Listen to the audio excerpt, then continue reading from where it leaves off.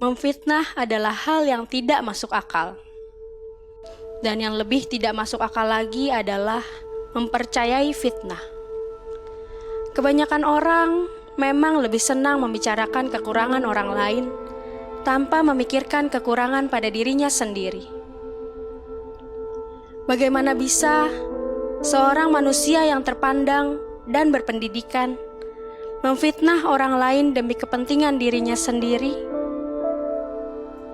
Bagaimana mungkin orang percaya tega memfitnah saudara seiman hanya untuk meninggikan dirinya? Sungguh egois dan memalukan.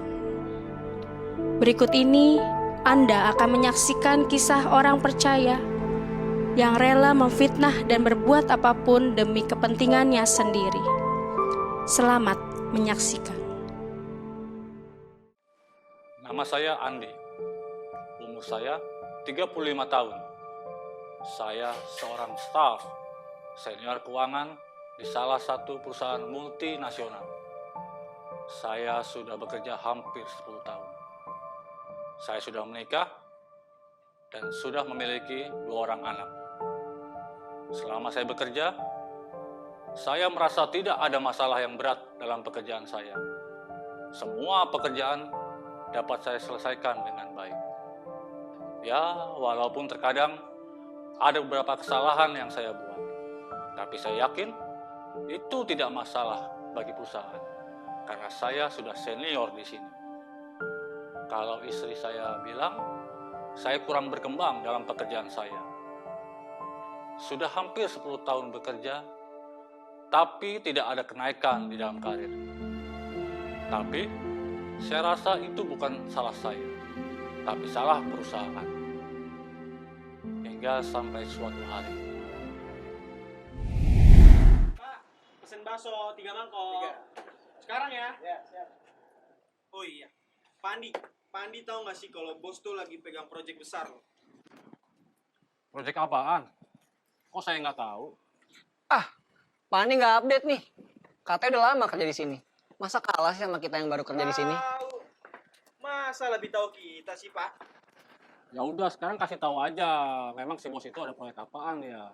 Jadi gini, si bos itu habis menang tender besar untuk pembangunan apartemen di pusat kota.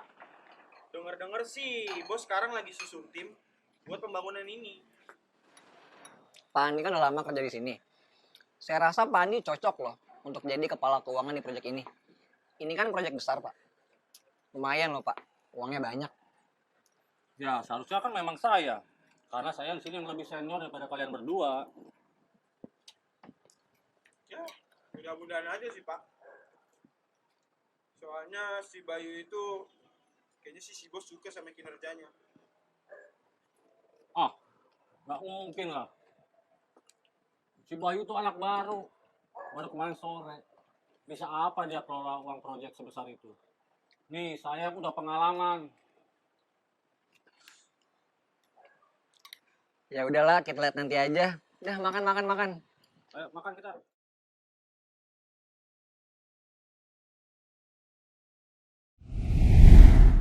Saya Bayu, umur saya 30 tahun.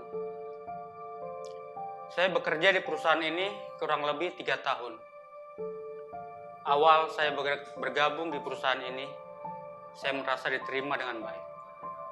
Saya bekerja di divisi keuangan, sama seperti Pak Andi.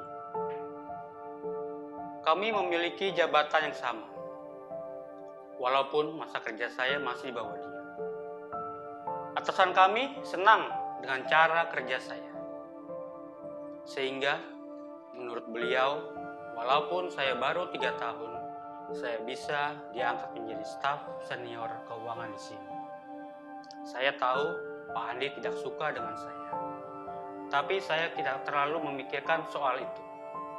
Karena tujuan saya memang untuk bekerja agar saya dapat memberikan nafkah untuk istri dan anak kami yang baru lahir.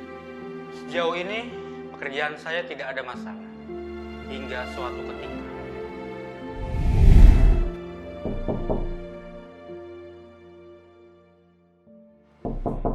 Ya, silakan masuk. Siang, Pak. Siang, Bay. Apa kabar, Bayu? Baik, Pak. Silakan duduk, silakan duduk.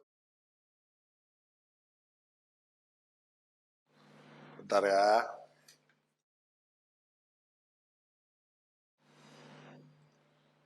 Oke. Bapak-bapak udah tahu ya kenapa saya panggil siang hari ini? Belum tahu, Pak.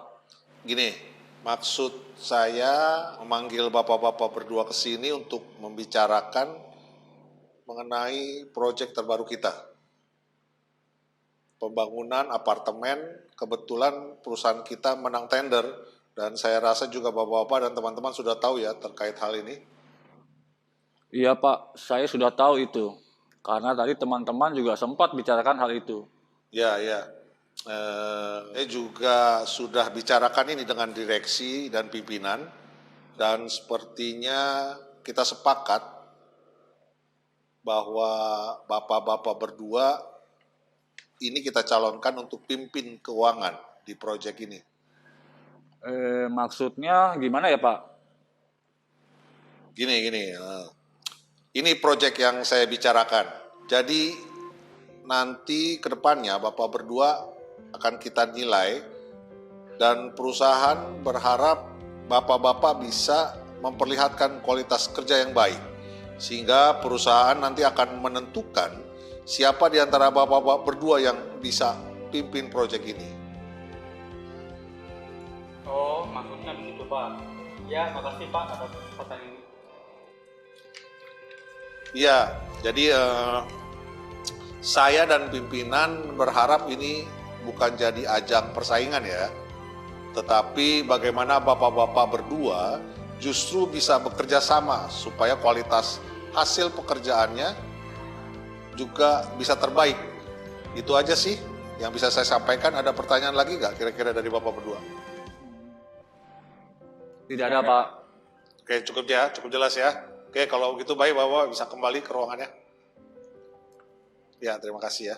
Selamat siang. Siang, Pak.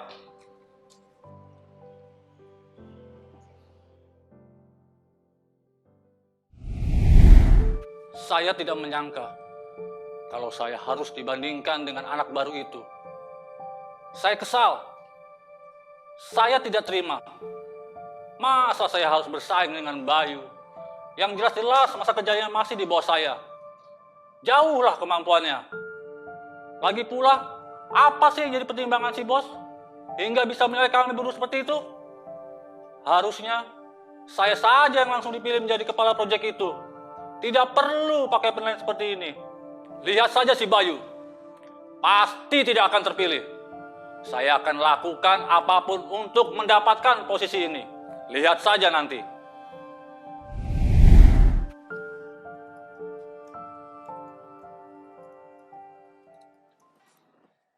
Wah, selamat Pak Andi. Saya dengar Pak Andi sama Pak Bayu jadi kandidat nih untuk proyek besar ini. Iya, selamat ya Pak. Mantap. Ya, kalau saya sih kemampuan si Bayu itu mah belum sampai lah sampai ke situ.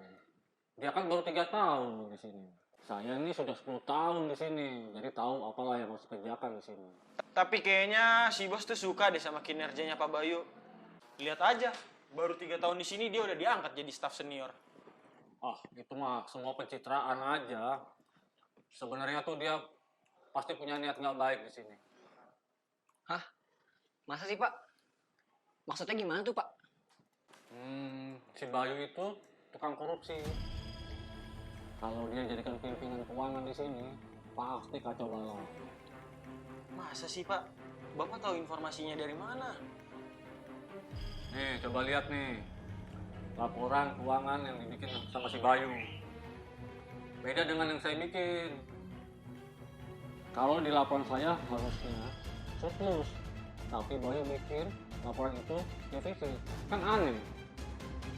Hah? Seriusan Pak? Kok Pak Andi bisa periksa laporan dia? Bukannya udah di-ACC sama si bos ya? Ya, saya mah feeling aja. Kalau kerjanya si Bayu itu nggak benar. Jadi saya punya inisiatif sendiri aja gitu untuk periksa laporan keuangan yang dia bikin. Ternyata bener kan hasilnya nggak benar? Wah, gak bener nih si Pak Bayu. Bisa-bisanya dia korupsi uang kantor. Iya, nggak bener dong. Kita harus kasih tahu si bos dong. Saya sih sudah curiga dari awal dia masuk ke kantor ini. Dari tampangnya aja udah mencurigakan begitu. Mungkin gaya hidup dia terlalu tinggi.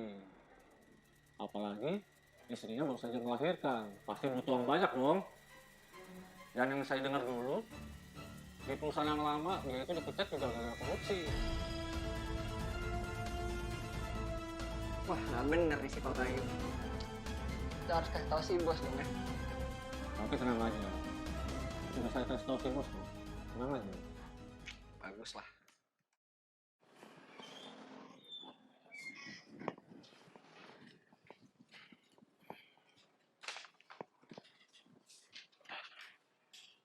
Pak Bayu, saya nggak nyangka ya kelakuan Pak Bayu kayak begitu.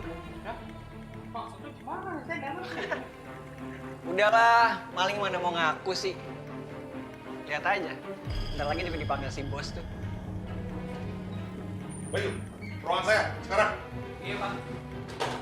Sayang lu, Bay. Syukurin lu, Bay.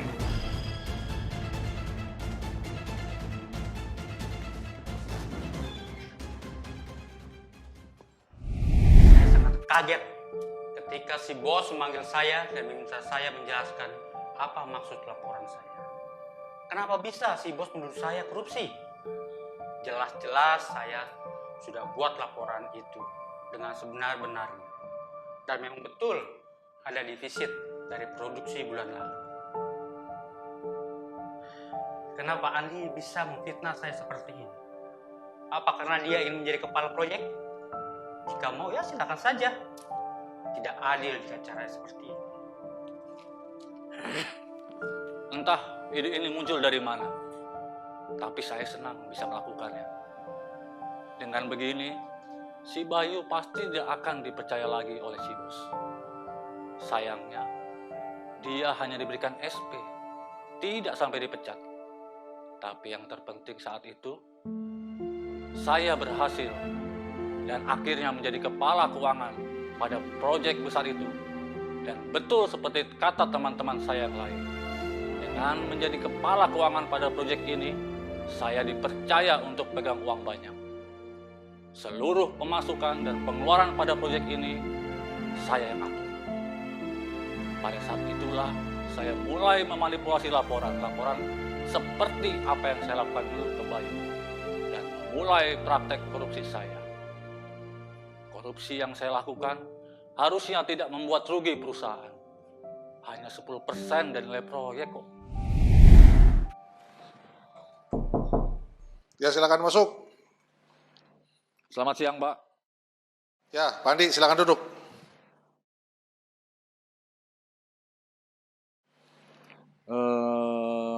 Ada apa ya, Pak? Apa ini, Pak? Bisa Bapak jelaskan? Kenapa ada pengeluaran yang tidak dicatat? Ini apa ya, Pak? Pak, Bapak tahu nggak? Saya dan pimpinan sudah mempercayakan Bapak untuk pimpin proyek ini, untuk pimpin divisi keuangan. Tetapi kenapa ada pengeluaran yang tidak Bapak catat? Baik, Pak. Mungkin ada kesalahan. Nanti akan saya perbaiki, Pak. Cukup, Pak Andi. Kalau menurut saya, pimpinan akan menyelidiki kasus ini ya, Pak. Dan tidak menutup kemungkinan nanti kita akan melibatkan pihak berwajib. Sekarang, silakan Bapak keluar. Baik, Pak.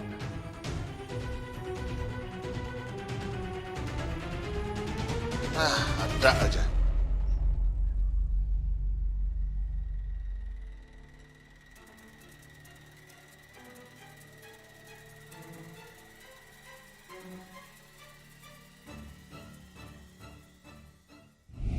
Saya tidak menyangka akan berakhir seperti ini. Semua laporan yang saya buat untuk menutupi perbuatan saya ternyata bisa terbongkar. Tidak lama kemudian, saya mulai diselidiki oleh tim audit perusahaan. Saya harus melakukan apa? Sedangkan Bayu, dia malah menggantikan saya sebagai kepala keuangan. Laporan yang saya manipulasi waktu itu sudah terungkap kebenarannya. Saya berada di jalan buntu.